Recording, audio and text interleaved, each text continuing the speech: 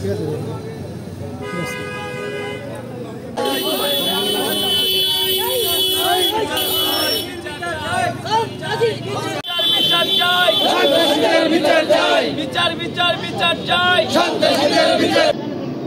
ভাই বন্ধ করেন ক্যামেরাটা কোন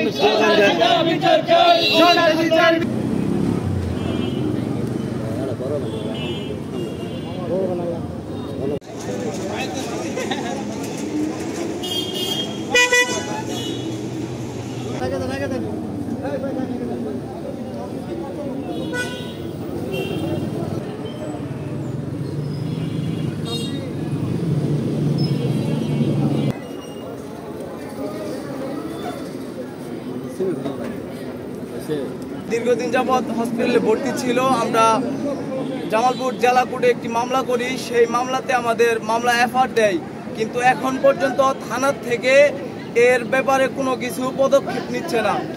সন্ত্রাসীদের আইনের আওতায় আইনে তাদের নির্ধারিত শাস্তির ব্যবস্থা করা হোক। তারা হলো অরিজিনালি সন্ত্রাসী। আমরা যতটুকু জানি, এর আগেও আমার ভাইয়ের উপরে অ্যাটাক করছিল, এখন আবার এবার মেরে ফেলা আবার অ্যাটাক করছে। এর আগে